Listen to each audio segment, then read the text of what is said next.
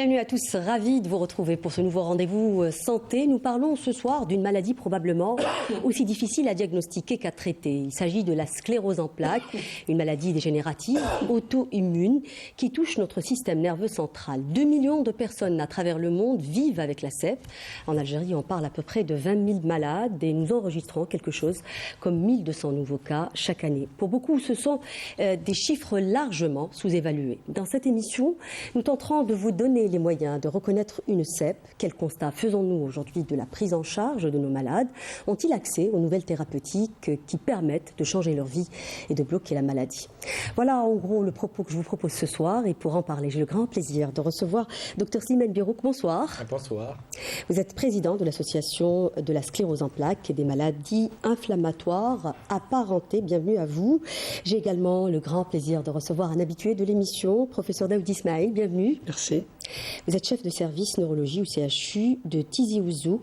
J'ai également le grand plaisir de recevoir professeur Kadi Jamila. Bonsoir. Bonsoir. Vous êtes médecin spécialiste en médecine physique et réadaptation. Vous êtes chef de service au niveau du CHU de Tizi Ouzou. Bienvenue. Merci. J'ai également le grand plaisir de recevoir professeur Hicham Nessima. Bienvenue. Merci. Vous êtes neurologue à l'EHS Eitidir à Alger. Bienvenue à vous quatre pour parler de cette thématique qui touche à mon avis beaucoup de monde.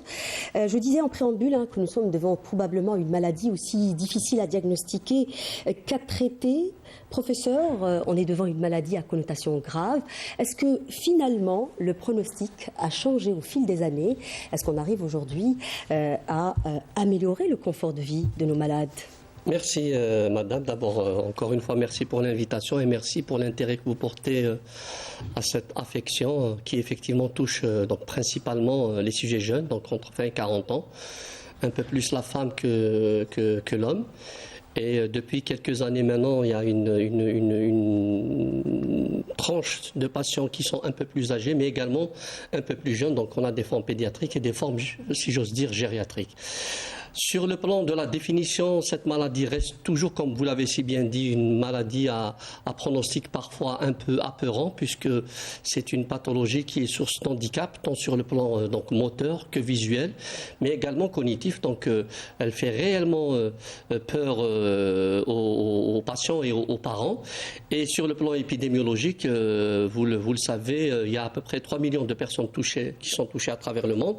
Et notre pays, à l'instar de beaucoup d'autres pays considérés jadis comme des pays à faible prévalence, a vu pratiquement la fréquence ou les chiffres épidémiologiques basculer vers une échelle de moyenne prévalence. Mais ça reste quand même une pathologie qui fait peur ou qui faisait peur.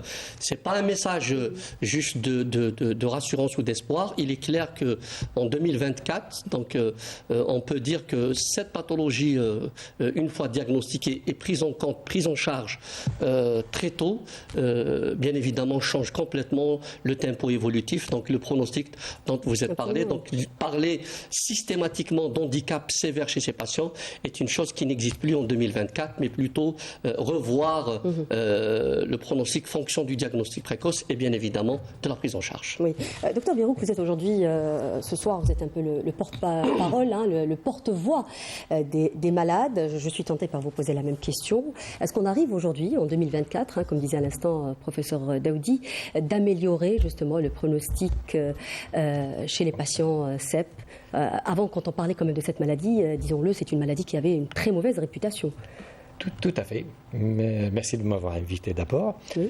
Effectivement, ces derniers temps, les années 2024, ce n'est pas les années 1980, par exemple, ou 1990. Maintenant, il y a le parapluie thérapeutique, il est plus élargi. Et le diagnostic, même si on doit encore faire un peu plus d'efforts pour diagnostiquer précocement la maladie, on doit le faire. Mais sinon, le malade vivant avec la CEP aujourd'hui, il est plus à l'aise, je dirais. Oui. Pas comme avant. Alors, vous le disiez aussi tout à l'heure, professeur Hicham, l'Algérie est considérée aujourd'hui comme un pays à moyenne prévalence, c'est ça. Mais on a vu quand même au fil des années les chiffres augmenter. Il y a aussi une particularité peut-être de notre pays et des pays du Maghreb plus généralement, c'est qu'on voit des formes très agressives qui évoluent très rapidement vers le handicap. Est-ce qu'on arrive aujourd'hui à anticiper ? Oui, merci Sarah de nous avoir invités. La sclérose en plaques en Algérie, que ce soit en Algérie ou en Maghreb, on a les mêmes profils évolutifs. C'est une maladie, on ne peut pas dire qu'elle est grave, mais quand même, c'est une maladie qui évolue rapidement. On diagnostique de plus en plus des formes à début qui sont, on peut dire, agressives ou actives, mais le profil, c'est-à-dire le diagnostic, et maintenant il se fait plus précocement, comme il a dit professeur Davdi. C'est un grand avantage déjà. Oui, bien sûr. Maintenant, avant, les patients ils sont diagnostiqués 5 ans, 6 ans après le début de la maladie. Donc, on avait des retards diagnostiques. Donc, c'est normal, si on a un retard diagnostique, on a un retard de prise en charge thérapeutique et les traitements deviennent moins efficaces. Maintenant, on arrive à diagnostiquer les patients dans les premiers mois, parfois dans les premiers jours. Donc, le malade, dès qu'il a un symptôme, par exemple, s'il a une névrite optique, il faut dire que les symptômes sont très variables chez un patient qui a une sclérose en plaques. Il peut faire des troubles visuels, une baisse d'acuité visuelle, il peut faire des troubles sensitifs. On va revenir tout à l'heure sur les symptômes, justement. Et donc, si on fait le diagnostic précocement, donc on pourra le traiter précocement et on pourra prévenir c'est-à-dire le risque de progression et le passage à une forme progressive aussi. C'est-à-dire améliorer le pronostic fonctionnel aussi, pas uniquement le pronostic vital. Oui, professeur Kadi, justement, alors aujourd'hui on parle de cette augmentation de l'incidence. Est-ce que vous le voyez? Alors, je vous pose un peu cette question parce que vous prenez les choses en marche. Vous êtes un peu à la fin de la chaîne, donc vous n'êtes pas dans le diagnostic comme les autres médecins qui sont présents ce soir.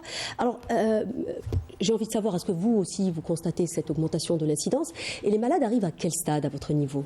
Merci pour l'invitation. Effectivement, moi je constate qu'il y a de plus en plus de patients qu'on reçoit de sclérose en plaques. Mais heureusement, d'ailleurs, maintenant, on les reçoit assez tôt. Moi, je travaille en étroite collaboration avec le service de neurologie du professeur Daoudi. Et franchement, je dis que c'est une très très bonne chose parce qu'on arrive à les prendre en charge sur tous les plans. Et l'évaluation justement de traitement, les traitements symptomatiques également. Donc, c'est des patients qui bénéficient quand même d'une prise en charge globale. Traitement de fond et traitement symptomatique et rééducation précoce, ça permet justement d'éviter, donc de ralentir au maximum l'évolution vers le handicap et de garder une fonction le plus longtemps possible. Oui. Professeur Daoudi, alors cette augmentation de l'incidence, est-ce qu'elle a une explication?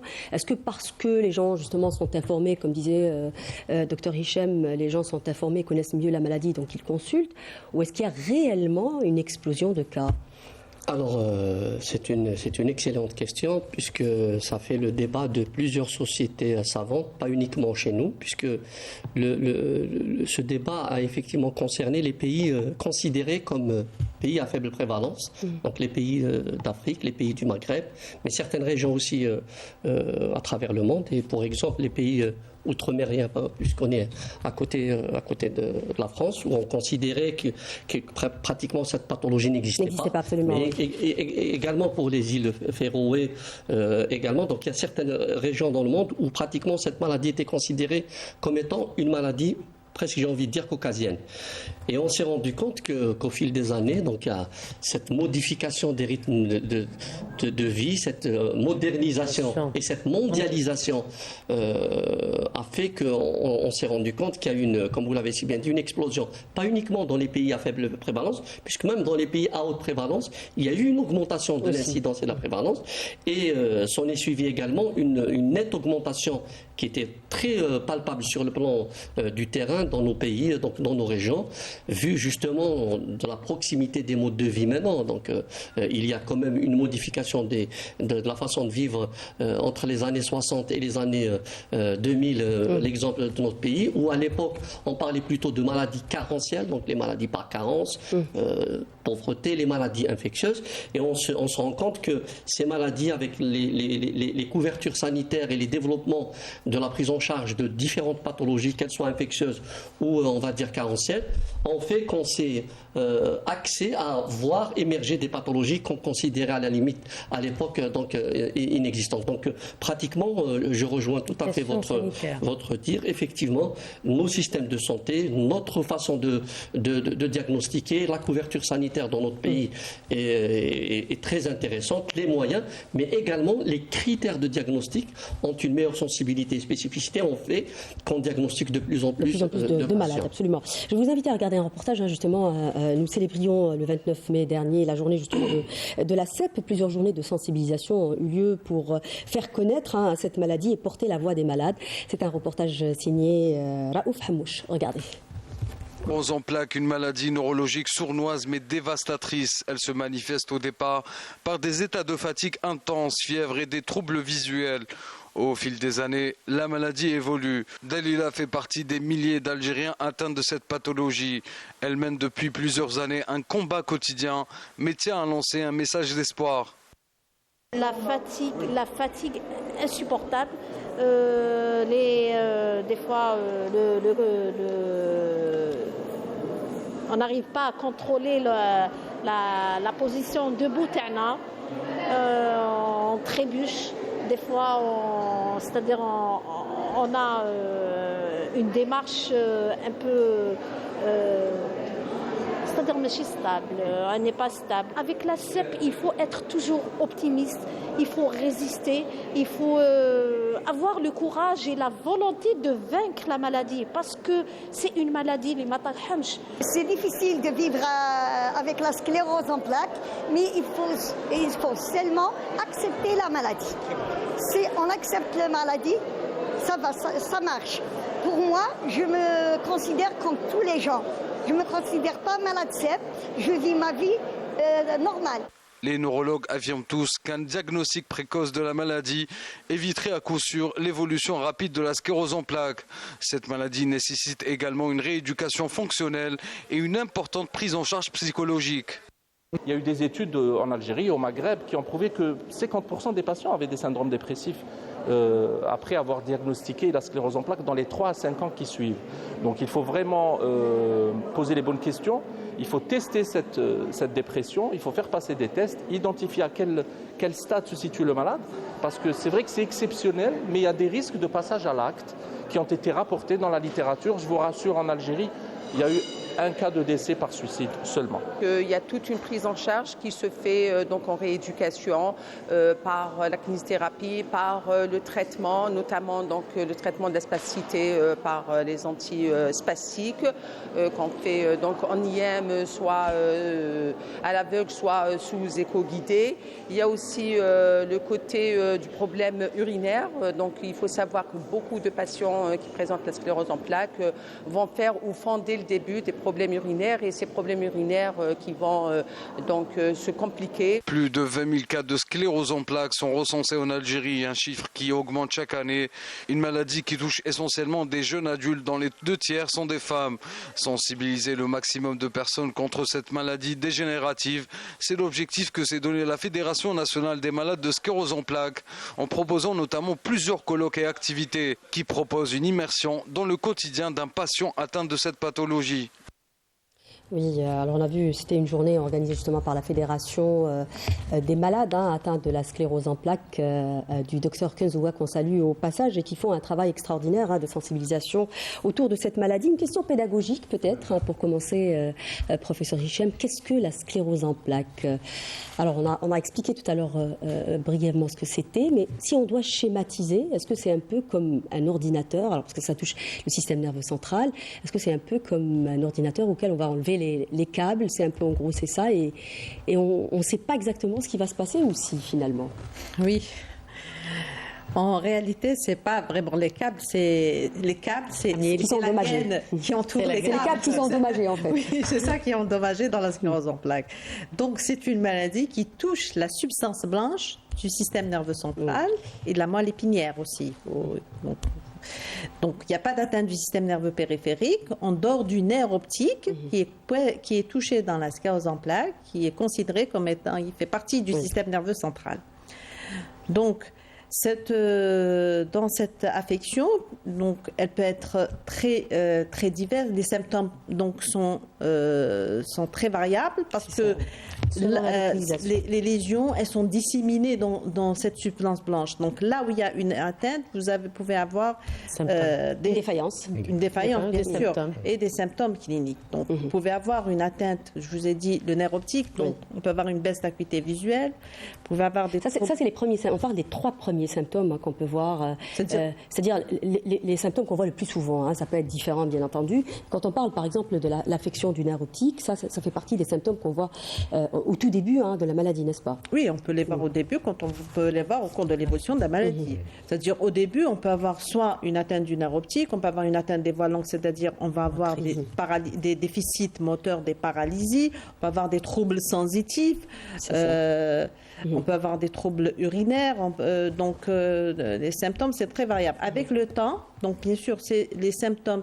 Avec le temps, le patient, il va garder des séquelles. Ces séquelles peuvent être des paralysies, peut-être des troubles de l'équilibre aussi, peuvent être une baisse de l'acuité visuelle qui peut être résiduelle. C'est ça. Le problème de la sclérose en plaques, c'est les séquelles. C'est le malade, il va garder des signes qui ne vont pas régresser. Parce qu'on avait dit que on sait que dans la sclérose en plaques est caractérisée par des poussées-rémissions. C'est-à-dire les poussées, c'est la première poussée. Absolument.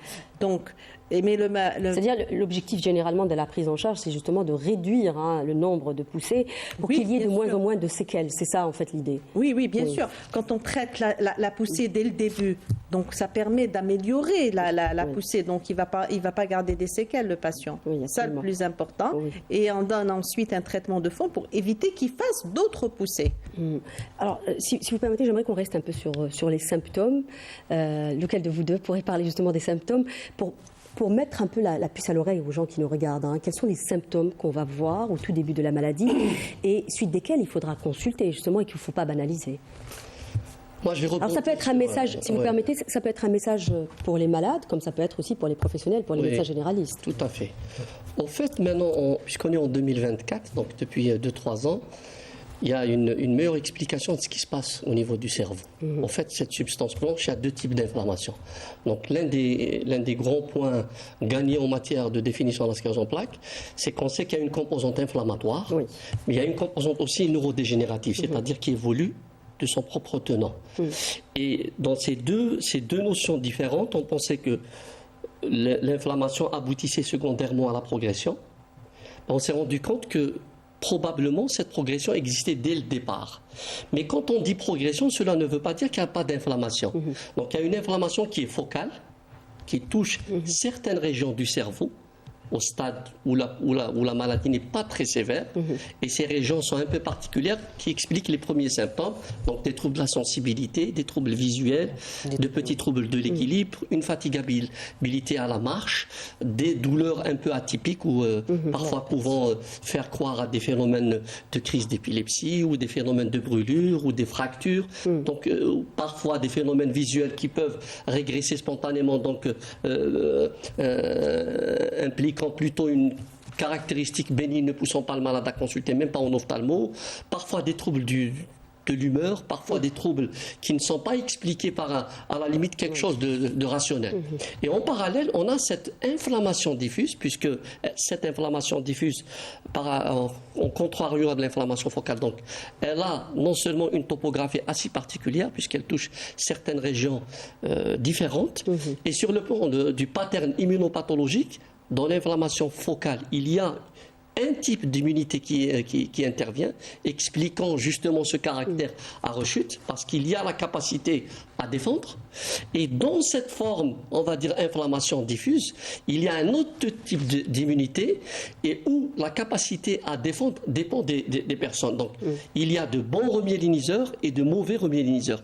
Et chez ces patients-là qui ont cette faiblesse à pouvoir avoir une réserve neuronale, on peut garder, comme l'a dit professeur Hicham, des séquelles. Mais le mot-clé maintenant en 2024, c'est qu'il faut comprendre qu'il y a de l'handicap lié à ces rechutes, mais il peut y avoir un handicap qui est précoce et sur lequel il faut aller chercher non seulement ces fameux signes dont vous parlez, qui sont plus ou moins des symptômes aux yeux bleus faciles à dénicher, mais c'est probablement une autre approche, et c'est là où vous me tendez la perche pour sensibiliser nos collègues médecins généralistes, pédiatres, ophtalmologues, pour dire justement, voire même radiologues, que le challenge est d'aller pouvoir détecter ce PIRA, cette progression indépendante des poussées. Donc vous voyez qu'on a complètement modifié notre approche pour aller détecter des petits signes qui peuvent être prédictifs d'une progression durant les premières années. Oui. Un autre élément peut-être important pour dire aux gens qu'il faut consulter, le facteur aussi génétique. On a parlé tout à l'heure des facteurs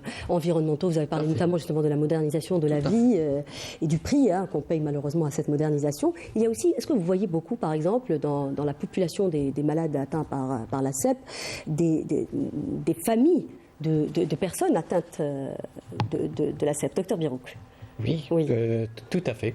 Pas plus tard que la dernière semaine, vous avez parlé de la journée qui a été célébrée le 29 mai de ce mois. Eh ben, j'ai été approché par toute une famille. Chez eux, il y a 7 personnes qui sont atteintes de la CEP. Maintenant, reste à... Oui. Docteur Hichem, sur cette question, alors il y a des familles... on ne parle pas d'hérédité, on parle de gènes. Pas d'hérédité, il y a une prédisposition génétique à faire la sclérose en plaques. C'est vrai qu'on a des familles de 4, moi aussi j'avais des patients, des familles où ils étaient 4, 5 dans la famille à avoir la sclérose en plaques. Et là on va voir un âge jeune, généralement chez ces personnes, elles sont atteintes à... Dans ces familles, c'est-à-dire c'est pas des gènes, c'est pas une transmission autosomique dominante ou récessive mendélienne comme on a l'habitude d'avoir, mais dans la sclérose en plaques, comme dans les autres maladies inflammatoires, on a une prédisposition, il y a des gènes qui donnent une prédisposition à faire la sclérose en plaques. On parle à peu près de 5%. Il y a une interaction entre des gènes et les facteurs environnementaux, ce sont des facteurs épigénétiques qui peuvent intervenir pour déclencher la maladie. Donc la génétique dans la sclérose en plaques, elle est difficile. Là, elle est au stade de recherche et c'est très difficile de trouver comme ça un gène responsable d'une maladie. Il n'y a pas de cause-effet. On n'a pas de... L'idée peut-être, pourquoi je vous pose cette question, l'idée est de dire aux personnes, comme on voyait tout à l'heure derrière l'exemple du témoin qu'on voyait et qui elle-même fait partie d'une famille qui sont touchées par la CEP, c'est pour dire qu'il faut faire attention. Si on a par exemple quelqu'un dans la famille qui a déjà la CEP et qu'on a des symptômes, il ne faut pas traîner et qu'il faut aller consulter. C'est ça l'idée en réalité. C'est-à-dire, il ne faut pas vivre avec le stress. Non, si on a des symptômes, je dis bien si on a des symptômes. Oui, voilà. Oui, si on a des symptômes, c'est parce qu'il y a pas, on peut pas dire qu'on va avoir nous la CEP si on a dans la. On a des risques de développer une CEP. On parle de risque. Oui, le risque il est un peu élevé. plus élevé, mais c'est pas un risque de 50% ou de 80%. C'est des risques de 1-2% qu'on a d'avoir la sclérose en plaques. On parle à peu près de 5%, docteur Hichem. Quand on a une maman, par exemple, porteuse de CEP, on parle à peu près de 5% de risque de développer la maladie, n'est-ce pas? Quand on a un frère et une sœur, c'est moins. Alors moi, je voulais juste revenir. Oui, brièvement, parce qu'il faut qu'on avance dans le débat. C'est une question hyper importante. Il faut rassurer les gens. La CEP n'est pas une maladie génétique au sens mendélien. La première chose, ça on l'a compris. Le deuxième élément, quand vous avez dans une famille plus de 3 personnes dans la même famille, c'est un drapeau rouge. Il faut aller chercher... Peut-être que c'est autre chose. Avant de dire que c'est une sclérose en plaques, les recommandations internationales dans le cadre des formes familiales vous disent que si vous avez dans la même famille, c'est-à-dire enfants, pas cousins, dans la même famille, plus de 3, ça peut faire sclérose en plaques, mais ça reste un drapeau rouge. Quand il y a dans une même famille beaucoup de cas, c'est un drapeau orange, cherchez d'autres maladies. Donc c'est le message le plus important. Le deuxième message... Parce qu'on est dans les maladies auto-immunes aussi. Toutes les maladies auto-immunes, quand il y a un terrain d'immunité, on a décrit plus de 210 gènes de susceptibles. Donc c'est une maladie polygénique. Donc il faut beaucoup de gènes sur un terrain environnemental prédisposant. Donc on rassure les gens sur le caractère génétique de la maladie. On a compris. Alors l'âge moyen, on a dit que c'était quand même la deuxième cause d'handicap chez les jeunes adultes. En pleine activité. C'est ça le problème. C'est l'âge moyen généralement des malades. Entre 20 et 40 ans. C'est jeune quand même. Très jeune, bien sûr. En pleine activité, c'est ça le problème. Donc le trouble fonctionnel, il entraîne un handicap très important.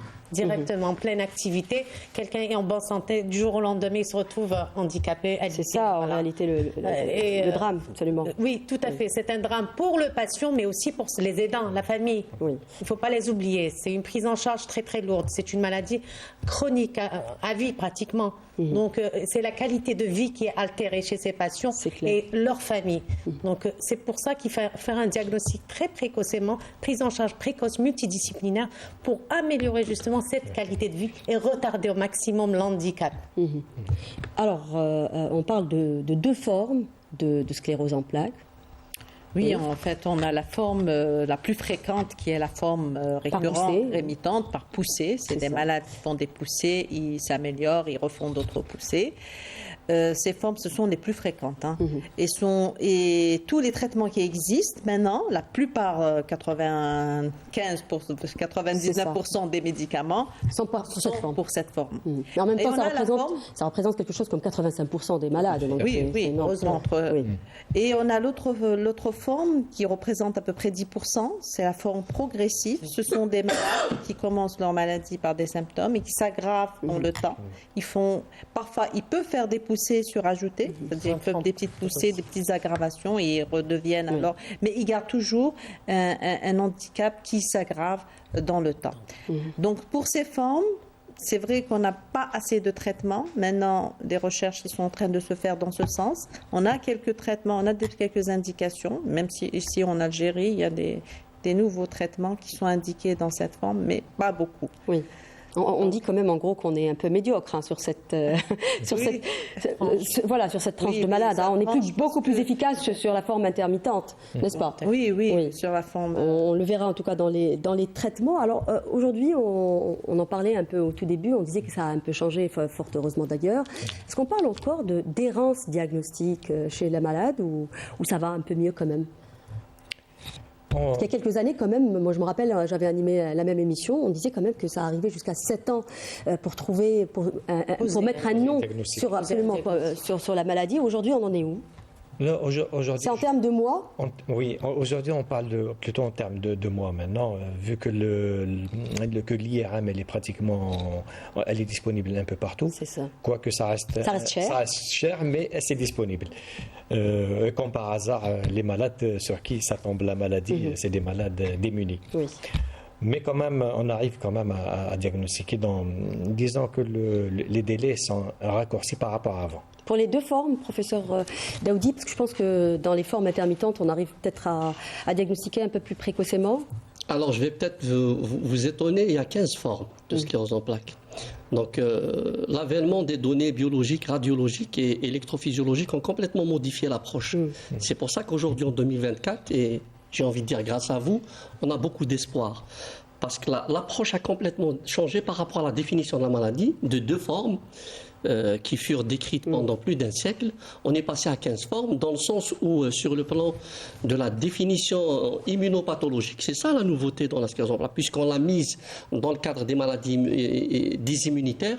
Donc l'approche a permis qu'il y avait des implications d'immunes, des cascades, où on pouvait agir à différents stades. Ceci explique la différence des thérapeutiques et la flambée des nouveaux traitements qu'il y a sur le marché. Ce n'est pas pour faire plaisir aux firmes pharmaceutiques, parce qu'on a compris qu'il y avait des patients qu'on recevait à des stades différents de la cascade immunitaire. Et on a décrit 15 formes, donc notamment ces formes avec de l'activité, qu'elles soient progressives ou on va dire rémitantes. Donc même la progressive maintenant est partie prenante dans le challenge qu'on s'est donné pour la prise en charge. Mais le deuxième élément le plus important, c'est que dans ces nouvelles formes cliniques, on est en train de repartir à des formes précoces. C'est-à-dire que depuis une dizaine d'années ou une quinzaine d'années, on parlait du syndrome cliniquement isolé, c'est-à-dire le patient qui a un seul symptôme suggestif d'une sclérose en plaques, mais qui ne répond pas aux critères, mais qui peut bénéficier d'une thérapeutique. On est encore remonté plus loin. On a ce qu'on appelle les syndromes radiologiquement isolés. Donc, c'est des syndromes qui ont un symptôme banal, qui n'est pas très suggestif, ou c'est des patients chez qui on découvre comme ça des incidents de talons de façon accidentelle, des anomalies radiologiques qui peuvent mimer une sclérose en plaques ou peut-être qui pourrait évoluer. Et ces patients-là, donc la recherche actuelle en 2024 a mis en exergue de nouveaux critères diagnostiques, d'ailleurs qui vont être publiés en 2025, pour dire que ces patients-là pourront à la limite bénéficier des thérapeutiques pour éviter le débat et éviter ce qu'on a discuté tout à l'heure, toutes ces complications fonctionnelles et cognitives, mais également cette errance diagnostique, parce qu'il y aura une sensibilisation de plusieurs spécialités pour le diagnostic, que ce soit l'imageur, c'est-à-dire le radiologue, le gynécologue, le généraliste, le paramédical, pour une prise en charge beaucoup plus précoce. Alors, oui, allez-y. D'ailleurs, maintenant, c'est grâce à l'IRM que le diagnostic... Vous anticipez un peu sur ma question, j'allais dire qu'aujourd'hui, l'IRM quand même a beaucoup aidé. D'ailleurs, dans les critères diagnostiques de la sclérose en plaques, l'IRM, c'est très important. Elle est très importante. C'est-à-dire, finalement, le diagnostic n'est pas uniquement clinique. Oui, bien sûr, parce qu'il y a des diagnostics différentiels aussi. Dans la sclérose en plaques, le diagnostic de la sclérose en plaques est un diagnostic d'exclusion. Donc, il faut éliminer les autres pathologies qui peuvent mimer... Ressembler. Oui, qui peuvent ressembler à la sclérose en plaques. Par exemple, les autres maladies auto-immunes surtout. Chez le la NAMO en fait partie, la NAMO par exemple. La maladie qu'on a considérée pendant longtemps. La maladie de Bessel qui est fréquente dans le bassin méditerranéen. Donc, des critères diagnostiques diffèrent. Donc, on a des critères bien définis et l'IRM est très importante. Donc, actuellement, on fait de plus en plus précocement le diagnostic. D'ailleurs, c'est très important de faire le diagnostic, comme il a dit le professeur Daoudi, précocement. Aujourd'hui, la moyenne de diagnostic de la maladie, c'est-à-dire le temps qu'on passe entre les premiers symptômes et le diagnostic, c'est combien à peu près ? C'est-à-dire le temps, on le perd surtout dans les explorations. Le malade, le temps qu'il fasse l'IRM, le temps qu'on fasse la ponction lombaire, c'est facile, on peut la faire le jour même. Le temps que les résultats sortent et tout, entre deux mois, comme ça, 2 à 3 mois. C'est génial, 2 mois, c'est très court. Il y a des études par rapport à cette errance. Donc, juste pour vous dire qu'on n'est pas les seuls en Europe jusqu'en 2013-2014. Donc, il y a un papier avant 2017. Giovannini disait qu'il y avait entre 5 et 7 ans. Et grâce aux nouveaux critères diagnostiques, c'est pour ça qu'on a fait des nouveaux critères diagnostiques. Donc, on est passé pratiquement à 2 ans, voire 1 année. Dans nos populations, on n'a pas d'études, mais il faut le dire qu'il y a un décalage quand on habite dans une grande ville ou quand on habite en malheureusement, on a accès aux soins et aux diagnostics un peu plus précocement. Même en termes d'information, exactement, une sensibilisation. L'accès à l'information n'est pas le même. Il y a ce décalage sur lequel probablement vous devez participer avec nous à sensibiliser encore plus pour raccourcir ce délai à la limite d'errance diagnostique. C'est clair que la pédagogie a une place très importante. Alors, le diagnostic précoce, on y arrive, c'est un mot qu'on répète depuis tout à l'heure, très important dans cette maladie, parce qu'on verra tout à l'heure que la maladie peut évoluer en handicap malheureusement. Alors pour vous, médecin rééducateur, à quel point c'est important de diagnostiquer les gens précocement? Vous arrivez un peu, comme je disais tout à l'heure, à la fin de la chaîne? Non, on n'est pas à la fin de la chaîne. Finalement, non. Vous n'êtes pas être au premier aussi. D'accord. Alors dites-nous. Exactement, c'est le message. Alors justement, l'importance du diagnostic précoce et la place justement de l'éducation du diagnostic précoce et la prise en charge précoce. Que ça soit sur le plan médical, traitement de fond, mais aussi le traitement de rééducation, l'évaluation déjà pour évaluer le patient, pour le suivre durant tout son parcours. Et la prise en charge en rééducation, c'est pas une prise en... Il y a la kiné, il y a la psychologue, il y a un traitement. Nous, on a tendance à croire qu'on va commencer par le diagnostic, qu'on installe les traitements, et ensuite on pense à la prise en charge physique. Voilà. Il faut l'évaluer justement après le diagnostic. D'accord. Après que le neurologue fait le diagnostic. Oui, absolument. En fait, nous, à Vision, on est différent. On a créé une consultation de neurorééducation. Dès qu'on a un diagnostic chez un patient, il fait des tests chez eux. Alors, pour la marche, par exemple, grâce à un appareil qu'on appelle le Get Right, et on évalue la marche. Et quand on va mettre le traitement, on a un critère objectif, c'est-à-dire qu'elle va le voir 6 mois après. Elle refait le test, parce que le gros souci dans le diagnostic précoce, c'est de pouvoir faire le diagnostic certes, mais de détecter les critères prédictifs du risque de progression. Voilà la nouveauté, et où l'IRM parfois ne suffit pas à elle seule. D'accord. Peut-être parfois même, peut-être en pause. Donc, pour définir ces critères prédictifs, on peut avoir affaire à des tests composites d'évaluation dès le départ qu'on confie à nos collègues rééducateurs. Alors, on revient sur le diagnostic précoce, l'importance et la place justement de la rééducation. Justement, c'est ce que je vous ai dit. Quand il y a un diagnostic qui est précoce, on évalue précocement. On peut même suivre sur l'évolution par rapport au traitement. Et déjà, je vous ai dit, on évalue dès le début. Déjà, même si quand on met un traitement, si on le suit 6 mois après, on va voir le résultat justement du traitement. Par exemple, l'analyse de la marche. Quand on a des paramètres qui sont objectifs, chiffrés. Donc, je peux avoir des chiffres dès le début et au bout de 6 mois, même avec le traitement son traitement, je vais voir l'évolution. Et je peux faire de la rééducation en même temps. Je vais l'évaluer sur tous les plans, vésico-sphinctérien, symptomatique, moteur et tout. On fait un bilan complet. Dans 6 mois, on le revend, par exemple, on prescrit des séances de rééducation, on met, s'il est spastique, on met de la toxine, on fait beaucoup de... c'est tout un programme de prise en charge chez ce patient, et ça nous permet de le suivre objectivement, régulièrement avec le neurologue, justement. Oui. C'est ça. Alors, quand on parle de la CEP ou des maladies généralement neurodégénératives, on en parlait la dernière fois, par exemple, de la maladie de Parkinson. Aujourd'hui, il est prouvé que l'exercice physique a de gros bénéfices sur ces maladies. Par exemple, pour la diminution de la douleur, les raideurs. Il y a aussi cette notion de fatigabilité qui est très importante dans ces maladies. Est-ce que ce n'est pas un frein? Justement, la fatigabilité, franchement, c'est un symptôme qui est très, très handicapant chez ces patients. Justement, le fait de les prendre en charge en rééducation, de faire de la kinésithérapie, à lui apprendre des exercices, d'une certaine manière, c'est lui qui va manager un petit peu ses emplois du temps, même ses exercices, pour lui permettre de garder une certaine activité, une certaine force, et gérer cette fatigabilité. C'est une éducation aussi thérapeutique. Avec un peu l'activité physique, elle est très importante. Au début, les premiers neurologues, quand ils ont pris en charge la première fois les débuts, ils ont dit que l'activité physique était contre-indiquée parce qu'il y avait Mais au contraire, on préconisait le repos. Absolument. Non, il faut garder l'activité physique. C'est ça qui va donner de la force, même que ça soit sur le plan moteur, que ce soit plasticité cérébrale, mais aussi psychologique. D'accord, parce que parce que c'est une maladie aussi de la dépression, disons-le. Tout à fait. Donc c'est pour ça que je vous ai dit dès le début, la prise en charge de la sclérose en plaques est multidisciplinaire. C'est impossible que ça soit... On arrive à installer cette multidisciplinarité finalement, difficilement. Difficilement. Non, chez nous, franchement, ça se passe bien. Oui. Alors chapeau bas pour le CHU de Tizi Ouzou, pourvu que vous soyez un exemple pour les autres. Alors, docteur Birouk, justement, sur cette notion d'accès au traitement de réadaptation, est-ce qu'on a accès à ce type de traitement? Parce qu'on le disait tout à l'heure, que c'est une maladie qui coûte cher pour les malades, malheureusement. Tout à fait. L'accès est encore toujours restreint. Et les gens font ça généralement chez le privé, à leurs propres moyens. Ça coûte cher. Absolument. Et c'est pas remboursé. Quand même, c'est régulier, c'est des séances régulières. C'est terrible. C'est terrible parce qu'il faut que ça soit régulier, les exercices. Sinon, le risque de l'installation après des handicaps, ils sont là. Je vais rajouter justement l'importance justement de développer des centres de rééducation.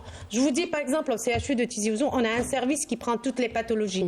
Donc je ne peux pas leur consacrer beaucoup de temps parce que j'ai les autres pathologies à prendre. En plus, vous recevez des malades de partout. Voilà, je vous assure qu'on reçoit du sud, du nord, de partout. Et on est un petit peu limité par rapport à ça. Et ça serait bien justement de développer des petits centres de rééducation et tout, un peu partout en Algérie, pour qu'ils puissent être pris en charge et rapprocher un petit peu ces centres des patients. Se déplacent. Et c'est des malades lourds, je vous ai dit. C'est ça, absolument, oui, c'est une maladie, c'est une pathologie. Donc il ne suffit pas de créer des centres de rééducation. Et de formation, il faut créer des services spécialisés de rééducation de sclérose en plaques. C'est ça. Donc c'est ça qui nous manque. Le gros souci avant de créer les centres, c'est les techniciens. Exactement. La formation, une situation un peu difficile. Oui, il faut avoir suffisamment de mains en réalité et de mains formées. Les kinés sont très peu formés. On n'a pas beaucoup de formation de kinésithérapeutes, ni de psychomotriciens, ni d'ergothérapeutes, et c'est très important. On a 7 kinés par année. C'est vraiment très peu. Ça reste très peu. Alors, un point important aussi, docteur Birouk, parce qu'on disait tout à l'heure que les femmes sont plus touchées par cette maladie. Alors, il y a un aspect aussi très stigmatisant pour les femmes. Est-ce que les femmes dans cette pathologie ont peur, par exemple, parce qu'on disait tout à l'heure que ça touche quand même les jeunes, entre 20 et 45 ans, ont peur quand même de l'évolution de cette maladie, de ne pas pouvoir fonder une famille, de ne pas pouvoir faire des enfants, par exemple? Tout à fait. C'est vrai, c'est l'une des hantises de malades, oui. Mais malheureusement, enfin, ce qui est bien, c'est qu'on peut, c'est des personnes qui peuvent vivre normalement, ils peuvent se marier, ils peuvent avoir des enfants, ils peuvent travailler, peuvent étudier, c'est-à-dire que le malade CEP, il peut vivre normalement. C'est pas incompatible avec une grossesse, professeur? Non. Au contraire, D'accord, ça c'est important à dire. oui. Non. Au contraire, la grossesse, justement, pendant les 9 mois, la femme, On a beaucoup de elle est... patients. Lune de miel. Peut être une période de rémission, c'est ça? Ouais. On a eu dans le service. D'accord. C'est des lunes de miel pendant la grossesse. Oui. Pour rester un peu sur justement l'importance peut-être de consulter, il est très important de détecter la première poussée, docteur Hicham. professeur Bien Hicham. sûr, on parle depuis tout à l'heure de diagnostic précoce, C'est c'est ça. le diagnostic de la première poussée et parfois même avant la poussée. Ouais. Oui. Mais Oui. c'est vrai que ce que vous dites là est hyper important. C'est ça. Parce que l'identification Prêtez de la- attention. Parce que parfois on peut passer à côté. Hein. En fait, oui. l'identification de la première, tout se passe la première C'est année, ça. comme dirait l'autre, et tout se passe lors de la première poussée. C'est-à-dire, quand vous avez la première poussée, vous avez des éléments prédictifs, son âge, son sexe, la symptomatologie de la première poussée, la topographie des lésions, l'imagerie et la biologie. Tout à l'heure, on disait l'IRM. Probablement, dans les prochaines années, on sera réorienté vers la biologie. Donc, on reprendra donc, le bâton pèlerin de nos amis immunologistes pour les critères marqueur. prédictifs d'une progression, voire même des critères de surveillance et d'évaluation des thérapeutiques. C'est pour ça que je vous ai dit, ce que vous avez vraiment touché le point le plus essentiel. La première poussée et la première année sont hyper importants dans l'évaluation et la surveillance du pronostic. Parce que maintenant, si vous arrivez à avoir un patient lors de la première poussée et que vous l'évaluez, pas uniquement, c'est pour ça que je vous ai dit tout à l'heure, on fait des tests avec nos amis de la rééducation, on fait des tests donc avec nos amis ophtalmos qui sont aussi partie prenante, on fait des évaluations avec nos amis psychologues, orthophonistes. Comme ça, on va dire à ce patient, on va le mettre dans un chapitre de patients à surveiller à haut risque de rechute ou de prédiction, patients à moindre risque. C'est ça, Ça, c'est la très chose important, la plus absolument. importante lors de la première poussée. Oui, docteur Béraud, comment vit une poussée et c'est à quelle fréquence généralement? La fréquence, elle est variable D'accord. et elle n'est pas prédictible. Ce que vient de dire en tout cas docteur Daoudi. Comment il a vu souvent, ils sont stressés. Pourquoi? Pour la simple raison, actuellement, c'est quand ils vont aux urgences, il n'y a pas les corticoïdes. Chose qui est très importante. Le bolus de corticoïdes il est très important ici, dans ce cas, lors de la poussée. Et là, des fois, ça prend des jours, voire des semaines. Et ça, je pense que c'est vraiment, c'est pas bien perçu par les malades. Oui. Docteur Khaladi, anxiété et CEP, parce que ça aussi c'est un élément très important. Hein. Oui. Oui, Dans c'est- le déclenchement déjà des poussées et dans l'aggravation de la maladie aussi. Tout à fait. C'est des gens qui sont très anxieux, très dépressifs parce qu'au début ils font un déni parce qu'ils n'acceptent pas la maladie. L'annonce est difficile. L'annonce, elle est très Absolument. difficile pour le médecin. D'être devant une jeune fille et tout, vous lui annoncez que voilà, c'est une sclérose en plaques et il faut lui expliquer. C'est pour ça qu'il faut l'accompagner sur le plan psychologique. C'est ça. C'est très important. Moi, je me rappelle, j'avais une jeune fille qui était Peut-être venue que avec son l'annonce, fiancé. aujourd'hui- Juste un petit exemple. Oui. Fiancé et devant. Est-ce que je pouvais expliquer à cette patiente ce qu'elle avait et c'est quoi? Elle m'a même posé la question. Je ne savais pas quoi répondre. Je disais, attendez, je vais vous expliquer. Expliquer devant le fiancé. Oui. Elle risquait de le perdre tout de suite. Voilà, si je C'est une maladie qui fait peur, absolument. Ben, exactement. Peut-être qu'aujourd'hui, ça se passe un peu mieux avec l'annonce des thérapeutiques. Oui, Quand on annonce c'est une heureusement. maladie comme la CEP, en annonçant quand même qu'il y a des traitements, c'est moins difficile. C'est-à-dire la façon comment annoncer le diagnostic à un patient, ça c'est très important, l'approche. C'est clair. Et la relation, C'est un moment de solitude. Hein. oui, la relation du médecin avec le patient, si vous lui annoncez le diagnostic sans lui expliquer et sans qu'il y ait d'empathie avec lui, à fait. il va très mal Bah prendre oui, la il est chose. catapulté dans le vide. Oui, bien sûr. Donc c'est pour ça que les médecins doivent annoncer le diagnostic à un patient qui a une sclérose en plaques avec une Prudence. manière. Prudence. Il faut étudier ça avant de C'est ça. l'annoncer. Et puis à annoncer aussi qu'il y a des traitements et un accompagnement. Oui, bien parce que sûr. ça, je pense que ça peut amortir aussi une. Parce que la L'espoir, première le des choc. choses, le patient, quand vous lui annoncez, il va vers l'Internet. Oui. Première des choses. Tout C'est à fait. vers Tout à fait, l'Internet, oui, qu'est-ce tout qu'il à va fait. voir?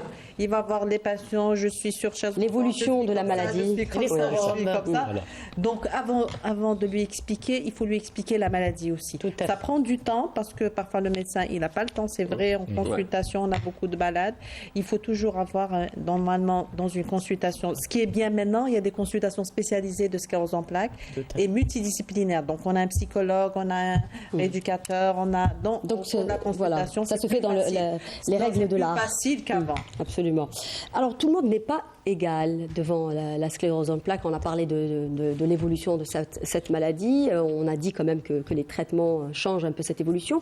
Mais quand même, tout le monde ne va pas finir handicapé, heureusement. Alors, je pense que si vous nous avez appelés aujourd'hui, c'est pour, à la limite, lancer ce message. D'abord, dire que ce n'est pas une fatalité que d'être atteint d'une maladie comme la sclérose en plaques par rapport au message qu'on aurait pu passer il y a 15 ans.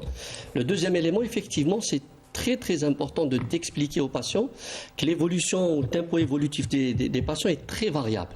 On peut avoir deux patients avec la même symptomatologie clinique, avec la même imagerie, mais avec deux tempos évolutifs complètement différents. Ça renvoie à une sorte de, même par rapport à la réponse au traitement, donc même par rapport à une pharmacogénomie, on peut répondre de façon différente au même traitement. Et actuellement, donc franchement, bravo pour la question. Il y a une étude qui est lancée en Europe et aux États-Unis pour détecter un typage HLA qui est prédictif d'une progression rapide. Donc chez ces patients-là, probablement, on s'est rendu compte qu'il y avait des groupes de patients, donc on va dire homogénéisés, pour lesquels on avait un suivi de plusieurs années, mais on s'est rendu compte qu'avec des traitements semblables, certains parmi eux développaient très rapidement cette progression.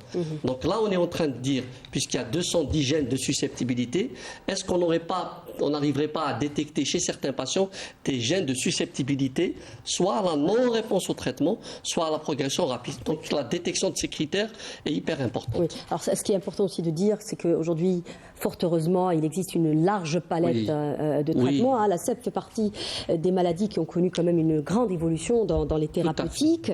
Alors, les objectifs thérapeutiques, alors on parlait depuis tout à l'heure du diagnostic précoce. Quand la maladie est diagnostiquée précocement, qu'est-ce qu'on peut faire aujourd'hui?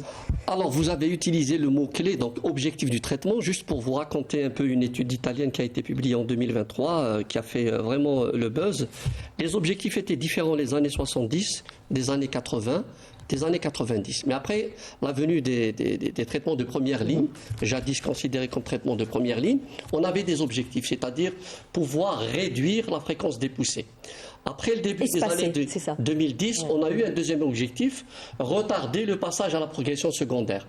Là, on est dans une troisième approche qui est vraiment rassurante, c'est de pouvoir arrêter la progression, l'apparition de la progression. Donc on est passé à un traitement mixte, je l'ai déjà dit, résilience et résistance.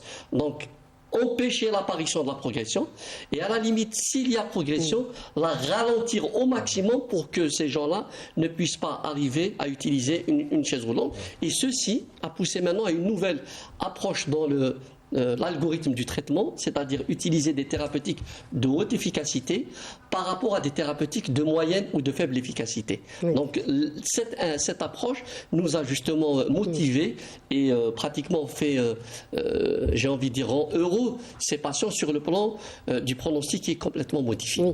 Alors, quand on parle de traitement aujourd'hui, alors on parlait beaucoup de... pour la cortisone, par exemple, ça c'est en plein poussée, c'est ça? Il y a les traitements de poussée. C'est des bonus de corticoïdes. Normalement, ils sont utilisés au niveau de l'hôpital. Ce n'est pas un traitement que le malade va prendre. C'est pas en ambulatoire. Oui, généralement, c'est des doses importantes de corticoïdes qu'on donne. C'est du Solumédrol. Et ça va de 3 à 5 jours. Ça dépend en fonction de l'importance de la... D'accord. Alors, on avait aussi les immunomodulateurs ou les immunosuppresseurs. Aussi, ça, voilà, ça, on les donne toujours. Oui, bien sûr. D'accord. Oui. Ça fait partie du traitement de fond de la maladie. D'accord. Parce qu'aujourd'hui, on parle quand même dans la CEP et la forme par poussée particulièrement, on parle beaucoup des biothérapies ou des anticorps monoclonaux qui arrivent, ce que vous disiez tout à l'heure, justement, qui arrivent aujourd'hui à bloquer la maladie. Parfois, on voit des rémissions qui peuvent aller jusqu'à 20 ans, ce qui est extraordinaire. Tout à fait. Alors, maintenant, Allez, vas-y. Non, maintenant, on ne parle plus de traitement de première ligne comme dans le traitement de la sclérose en plaques ou de deuxième ou troisième ligne. Maintenant, on parle d'efficacité. D'accord. Est-ce que c'est des traitements qui ont une efficacité modérée ou des traitements à haute efficacité? Donc, quand on parle des biothérapies, on est dans quelle... Les hautes efficacités. C'est ça, oui.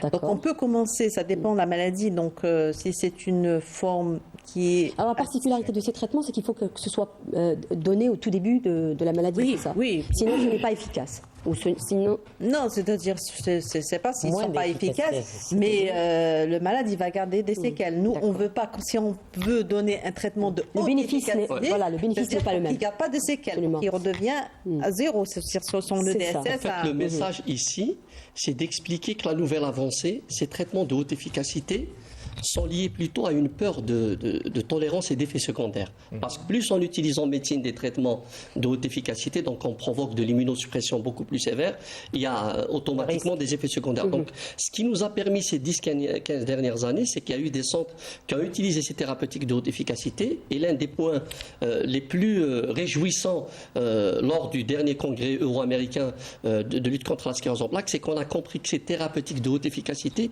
pouvaient être utilisées au début sans avoir peur des effets secondaires. Mais la chose la plus importante sur laquelle j'ai envie de revenir, c'est que ce n'est pas toutes les formes de sclérose en plaques qui n'ont pas le même profil évolutif. Il y a encore des formes de sclérose en plaques qui n'ont pas un profil sévère d'évolution ou très actif. Et ces patients-là, donc on va dire un patient sur 4 ou un patient sur 3, peut avoir une sclérose en plaques qui pourrait bénéficier de thérapeutiques d'efficacité modérée jusqu'à la minute où je vous parle. Oui. On a accès aujourd'hui, alors les malades, nos malades atteints de CEP ont accès aux nouvelles thérapeutiques. Oui, les malades actuellement, ils ont accès aux nouvelles thérapeutiques, sauf que c'est très très restreint. Malheureusement, c'est-à-dire que ce n'est pas tous les malades qui arrivent à accéder à ces traitements. Ça, c'est une question, c'est une question de, je pense, de disponibilité. Disponibilité ou éligibilité, professeur? Alors, je pense que d'abord, il y a un critère d'éligibilité très important parce qu'il faudrait expliquer que c'est pas un traitement qu'on prend pour une lombalgie ou une douleur banale. C'est des thérapeutiques qui ont, comme je vous l'ai dit tout à l'heure, un équilibre efficacité-effet secondaire hyper important. Donc, il faut une gestion très, très importante. Et on va revenir encore à l'identification, parce que chaque patient, et là où je ne suis pas d'accord avec vous, c'est que ça fait rentrer maintenant même les formes progressives. C'est-à-dire maintenant... Ça, c'est pas moi, c'est les spécialistes qui le disent. Aussi le traitement des formes progressives, puisque même ces thérapeutiques de haute efficacité peuvent être utilisées. Tant mieux. Après, sur le plan de la disponibilité, il est clair qu'effectivement, il y a une réduction du nombre de